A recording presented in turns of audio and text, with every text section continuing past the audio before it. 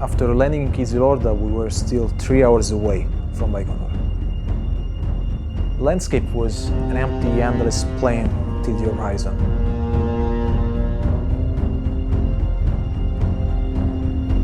Well, I always thought of it as a sort of promised land for every space enthusiast, a mysterious place to visit at least once in a lifetime.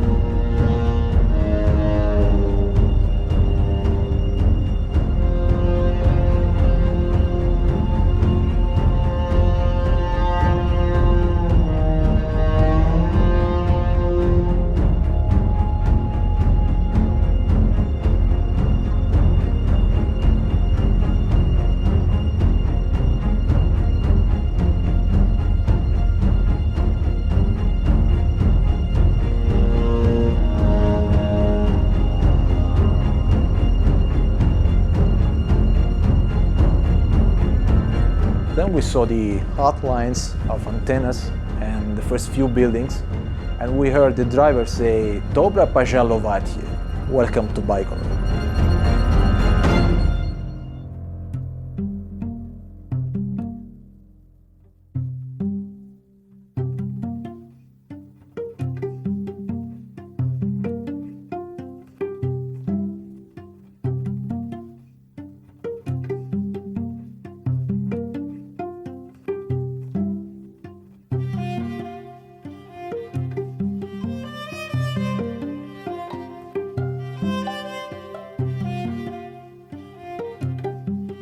Baikonur is tied to the history of space exploration.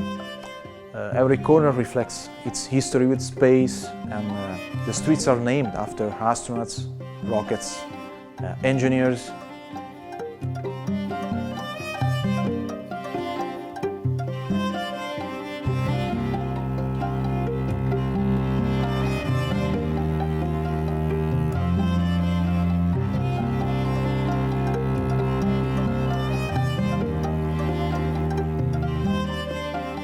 There are abandoned parks and buildings, and there we felt like we were suspended in the past, like moving in the Soviet age.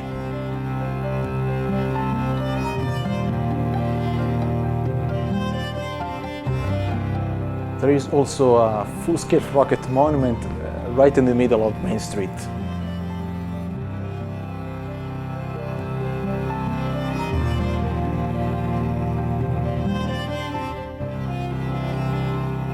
But my favorite is for sure the huge statue of Yuri Gagarin. He stands with his hands up, watching over the city.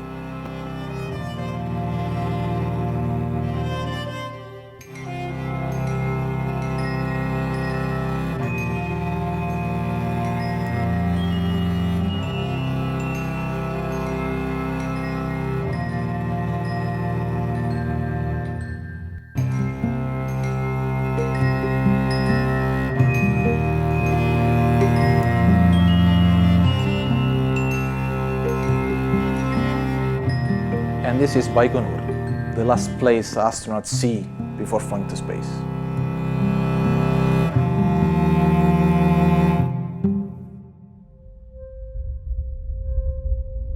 We woke up early because that morning we had a date in the heart of the cosmodrome.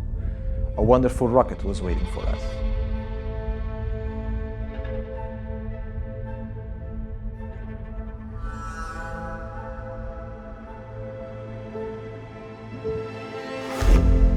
The Soyuz came out of the hangar on a railway track, and we were so close to it that we could almost touch it. It was beautiful machinery.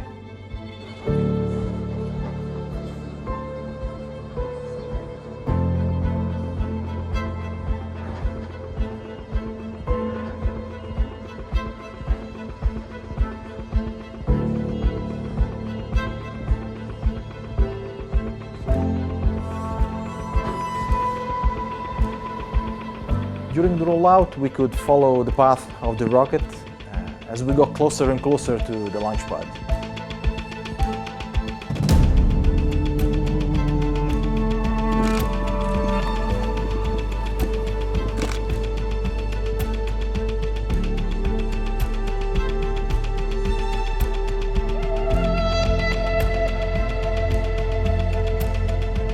That was the launchpad number 1, not just the first of that cosmodrome, but the first one in history, Gagarin's start.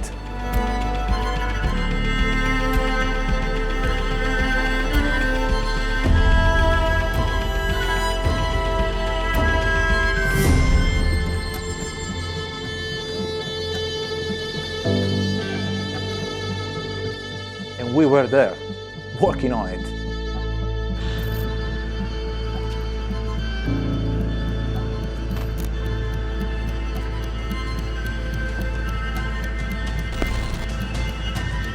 Powerful feeling.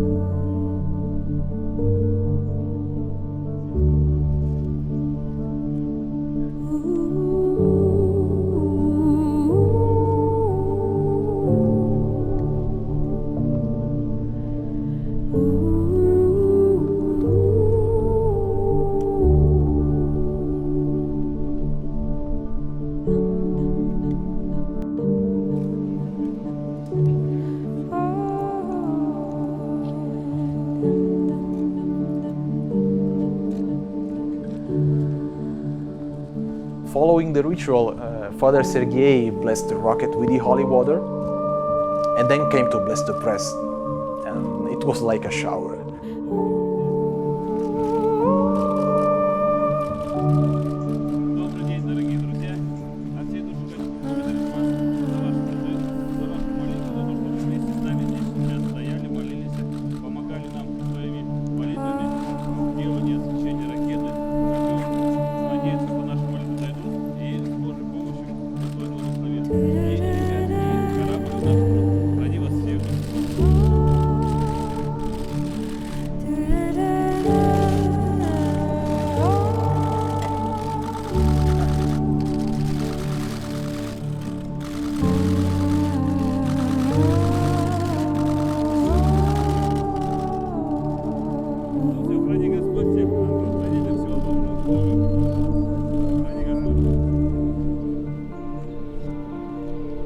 Traditionally, every cosmonaut who leaves the Earth from Baikonur has to plant a tree.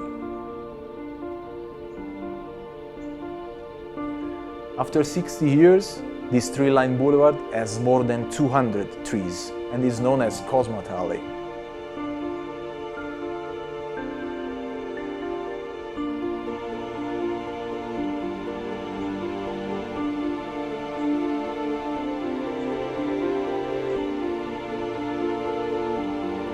About 24 hours before the launch, there is the international press conference. Paolo knew about our trip to Baikonur, but he didn't expect us to be in the front row of the press room. And his expression was so fun to see when he saw us.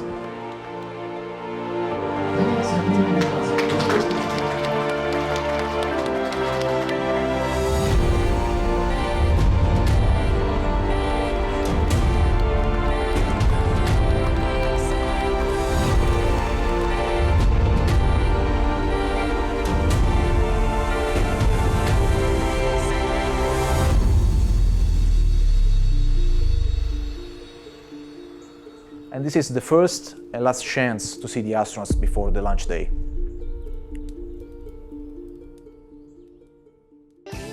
Six hours before the launch, a large crowd was waiting for the hotel walkout ceremony, where the crew walk out from the hotel to the buses to go to the cosmodrome.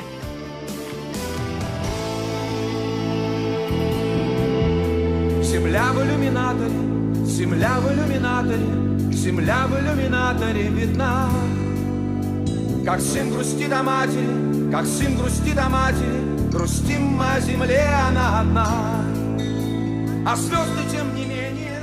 Both crews, primary and backup, walked out from the hotel, accompanied by their doctors and their families. И как часы затмения, ждем света и земные, видим сны. И снится нам мирок от космодрома.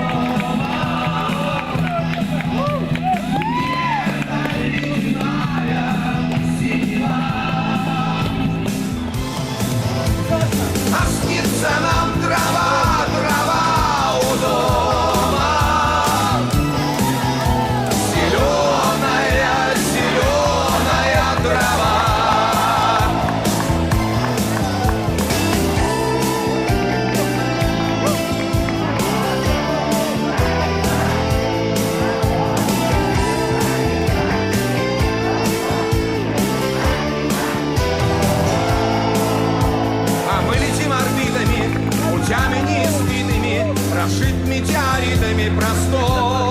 It was like being in a stadium, choirs, flags, and impressive cheering for the space team. Какой-то дымки матовой, земля в иллюминаторе, вечерняя ранняя заря. А сын грустит о матери, а сын грустит о матери, ждет сына мать, а сыновей земля.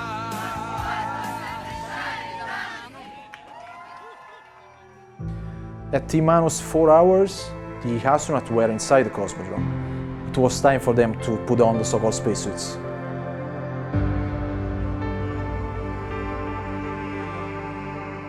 That was a quite an intimate moment. Only their families and a few journalists had clearance to be there inside the building. Everyone else waited for the crew outside.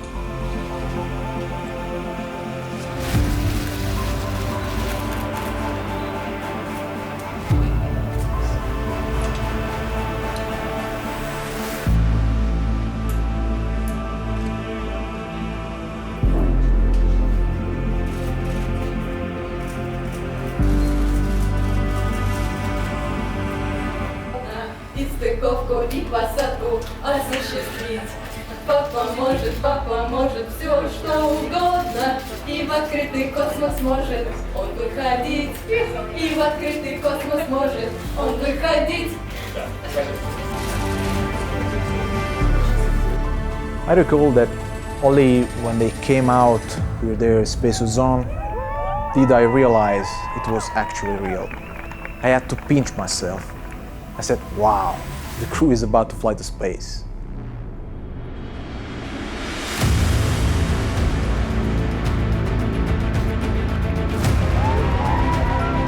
I moved a few steps forward to be closer.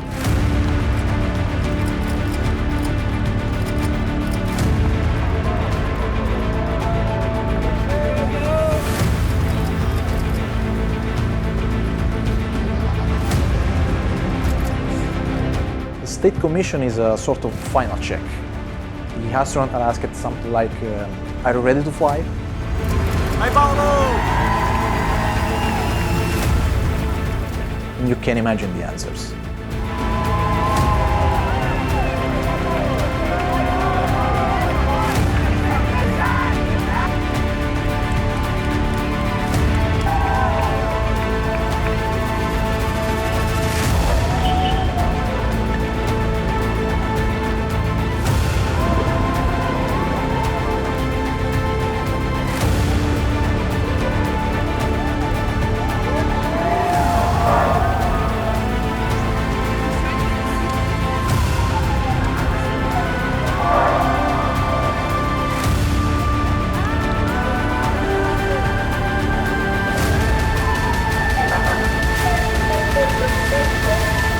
They went to the lanchpad. We got to the observation point about 1 hour before the launch. There was an amazing red sunset.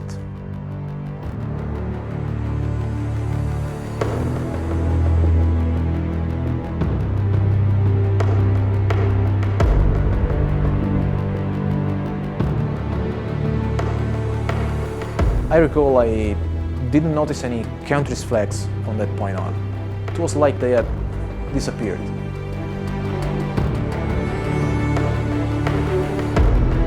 Weird, but I like thinking that in that place, in that moment, we simply felt human, watching three of us leaving Earth on behalf of the whole planet.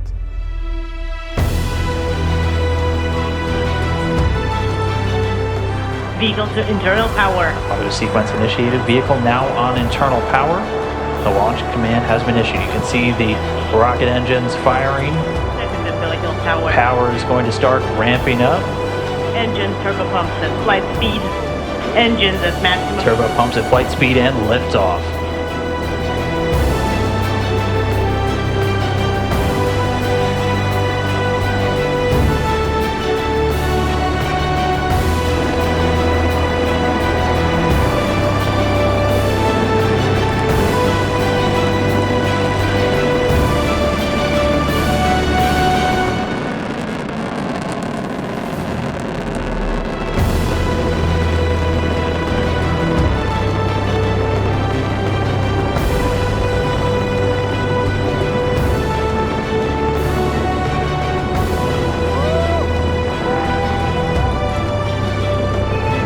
Sergey Ryazansky, Randy Bresnik, and Paolo Nespoli rocketing away from Baikonur and on their way to the International Space Station.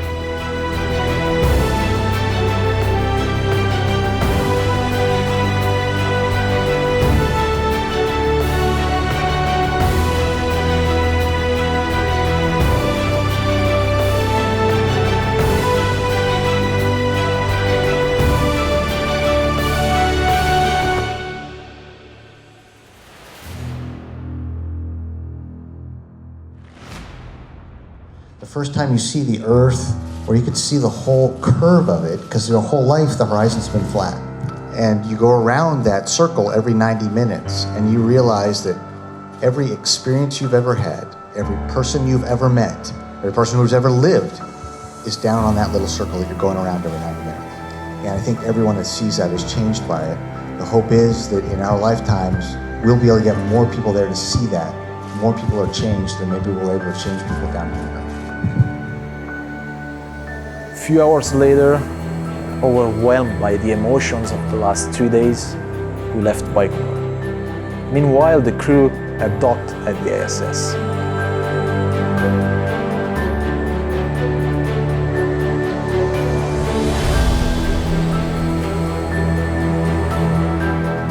I'm sure that whatever is going to happen and wherever humankind goes out into the universe, our thoughts will return back to that launch pad in the middle of the steppe.